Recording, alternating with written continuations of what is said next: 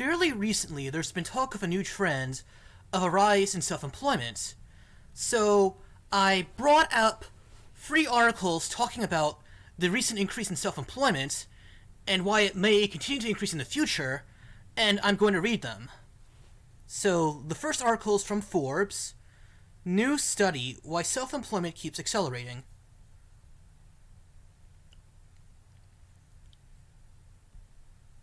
Even with unemployment down to 4.3%, the number of self-employed Americans is rising, along with the population of free agents who earn six-figure incomes, according to a new report released today. The total number of self-employed Americans increased to 4.8 million, up 2.8% from 2016, according to the report by MBO Partners, a firm in Herndon, Virginia, that provides back-office support to independent workers. Independent workers now represent 31% of the private workforce, according to the study. That's a lot larger than I expected. If you would have asked me an hour ago, I would have guessed that self-employed workers made up like 15% of the labor force, though government workers also make up that proportion, so 15%, about 85% is 20%, which would be the proportion of the private labor force. Still, that's like 10 points higher than what I was expecting. So we'll see if it's like, if they're classifying self-employment differently, or if there really is an increase. I mean, if the increase is in the same categories of employment that used to be consistently categorized as self-employment. There is a scarcity of talent, says Gene Zaino, president and CEO of MBO Partners. Americans are seeing that. Gee, I can go off on my own, have more security, and make more money. So far it's interesting talk. One trend that bodes well for the self-employed is that the number of full-time independent workers earning $100K a year rose to 3.2 million, up 4.9% since 2016. You are seeing the number of people that have higher level skills that are in demand really growing rapidly. Companies increasingly prefer to hire freelancers over permanent employees so that they can stay agile in very fast-paced economy, Zaino spread. So it seems like if this is true, then it's more like the same types of workers are just transitioning into self-employed consultants, rather than a shift into new types of work that are just replacing old employee type of work. If you are in a very high-change environment, making full-time commitments is a bigger decision than just paying someone to get a project done, he said. While that isn't good news for people who prefer traditional jobs, many independent workers are benefiting from the trend. The study results show that Americans are increasingly choosing independent work rather than being forced into it. The number of reluctant independents who would prefer a traditional job but can't find one that is better than their current situation dipped to 24%, down from 26% in 2016, and from 32% in 2012, MBO Partners found. In another key trend, more Americans are turning to independent work on an occasional basis, MBO Partners found. In a period of wage stagnation, many are tapping into the gig economy to supplant their income from other sources. The number of people who do independent work occasionally, but at least once a month, rose to 12.9 million, up from 10.5 million in 2016. This sector drove the growth of independent work in 2017.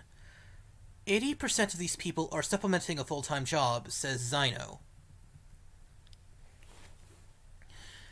Although the number of self-employed Americans rose overall, the number of full-time independents, those working at least 15 hours a week and average more than 35 hours a week in their own business, dipped slightly, a trend that tends to take place during periods of full employment.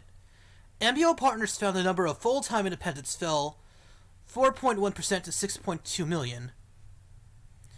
So maybe what's happening is that the number of full-time self-employed people is still 15%, and another 15% do some self-employed work, but also have some sort of wage job where they're employed by another firm.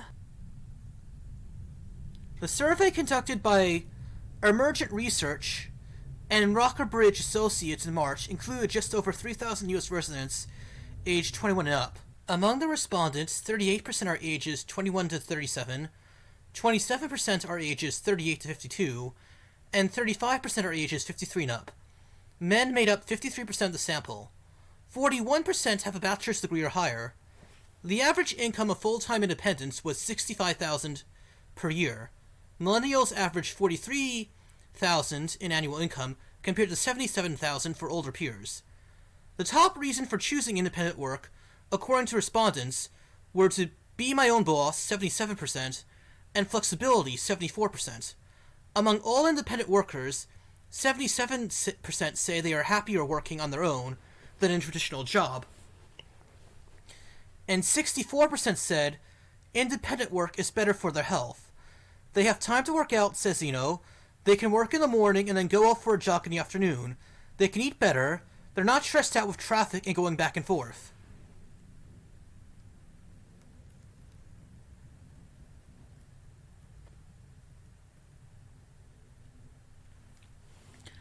While working hard doesn't necessarily cause stress, what does is not being in control, notes Zeno.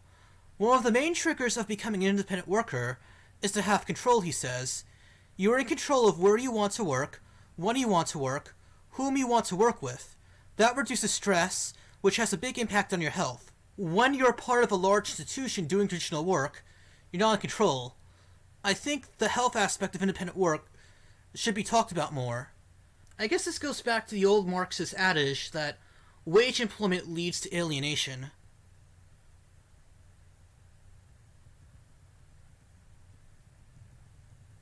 Okay, I'm skipping over this part to get to the more interesting part of the article.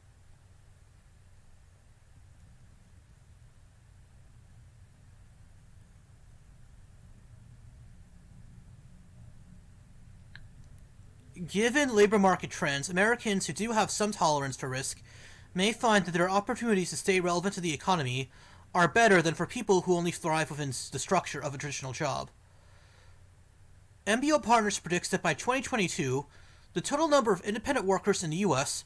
will hit 47 million, up from 40 million today, reflecting a projected 3.1% annual growth. Fortunately, thanks to new independent digital platforms and other trends, it's been made easier for people who have valuable skills that are in demand to become more independent. The key for all of us will be to figure out how to keep our skills sharp and relevant so we can make the most of the growing free agent economy. Okay, so that's what Forbes has to say about the subject. I read this article first because it was the earliest, obviously. Now I'm going to pull up another article to read.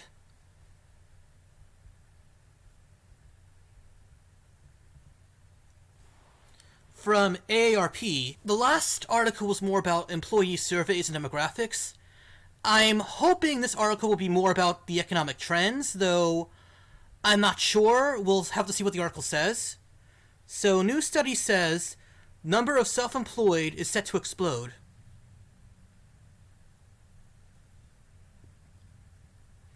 It is an American tradition to complain about your boss, but if a new study is correct, more and more of us will soon be complaining about ourselves than we do it. According to a survey by cloud accounting software, the number of self-employed Americans could triple to 42 million by 2020. The study, which included 2,700 American workers in all kinds of working arrangements, traditional employees, independent professionals, and small business owners, was conducted in conjunction with Research Now. It specifically excluded gig economy workers who use online platforms such as Uber to land temporary work. Instead, it focused on professionals whose main source of income comes from independent client-based work. So instead of a transition of different types of work, this seems to be the creation or transition into new jobs that are traditionally classified as self-employed. So this seems to be more of a change in the nature of work rather than just the same old types of work being reclassified into different arrangements. The number of such self-employed workers in the US stands at 15 million, But with many people placing more value on maintaining flexibility and autonomy, and less on climbing a traditional corporate ladder, Fishbooks forecasts an additional 27 million workers will go the self-employed route over the next 2 years. Well, if this is based on employee intentions, that might not pan out because it's not based on market demand and what types of jobs in the economy are actually becoming available. So that's my issue. This is based purely on employee surveys. Whether or not changes occur at this pace, it's clear the mindset of American workers has shifted.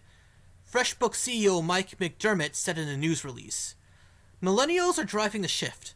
42% of the unexpected influx of self-employed workers will come from that age range, according to the survey. But older workers are opting to take the be-your-own-boss career path as well, and the ones who do so report a significant rise in job satisfaction. Nearly 60% of those surveyed between the ages of 50 and 65 said being self-employed makes them want to keep working longer and push back their retirement plans. Overall, the survey found that self-employed people are more likely to be happy in their work situation than those working traditional jobs, and the gap widens with age, with those older than 50 reporting the higher job satisfaction rate. One thing that didn't seem to matter regardless of age, of those surveys, 97% reported that they don't ever plan to return to a traditional job, working for someone else." Yeah, this was a very, very, very short article. So I don't think I want to get to the third article in this video. Maybe I'll come back to it in a new video in a while after I get to other topics. So I don't think this article added too much to the thing, but the basic trend is that there is a general rise in self-employment, though the data is coming from employee surveys rather than a full in-depth analysis of what's actually happening with economic trends and the nature of economic demand. So I guess that's everything.